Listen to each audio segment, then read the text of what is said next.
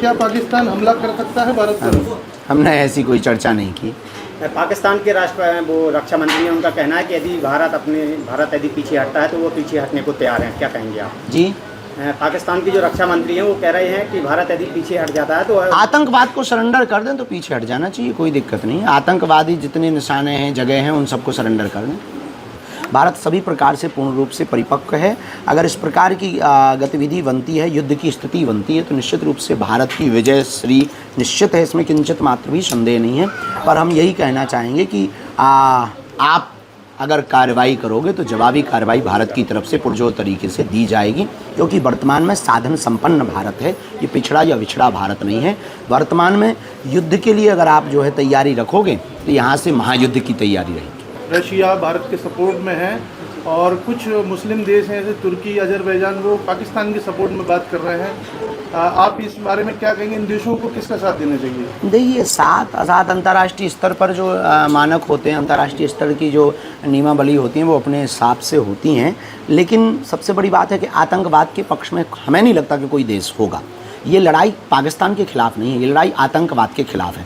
आतंकवाद का कोई चेहरा नहीं होता, आतंकवाद का कोई मजहब नहीं होता, आतंकवाद का कोई जाति नहीं होती, आतंकवाद का कोई देश नहीं होता। आतंकवाद कहीं भी किसी भी परिस्थिति में कहीं पर भी होते हैं। जैसे हमारे भारत में भी कुछ भारत के गद्दार हैं, तो ऐसे आतंकवाद के खिलाफ ये मुहिम है, ना कि किसी देश के खिलाफ मुहिम है। तो हमें नहीं लगता कि ये वर्ल्ड वॉर की स्थिति पर है, हमें नहीं लगता कि भारत विश्व युद्ध के लिए ले जाना चाहता, हमें नहीं लगता कि भारत युद्ध की तैयारी कर रहा था। भारत अपनी बहुत शांति तरीके से देश का संचालन कर रहा था, लेकिन देश की शांति में अगर कोई भंग करेगा तो निश्चित रूप से भारत जवाब देने के लिए तैयार है। तो जो भी देश भारत के पक्ष में है, हमें लगता है वो आतंकवाद के खिलाफ है, और जो पाकिस्तान के वर्तमान में पक्ष में है तो निश्चित रूप से आतंकवाद के पक्ष में।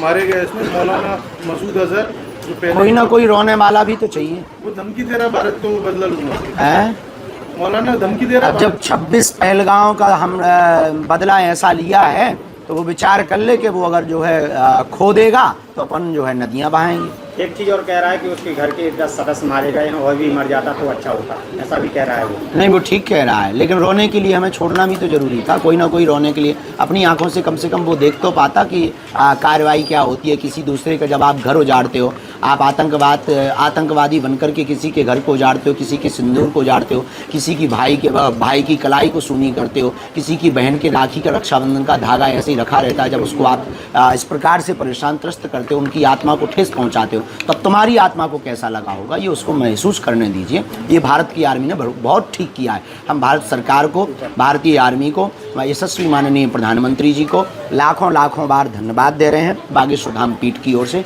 ठीक हुआ, भला हुआ। पाकिस्तान को यही सबक है, छेड़ोगे तो छोड़ेंगे नहीं।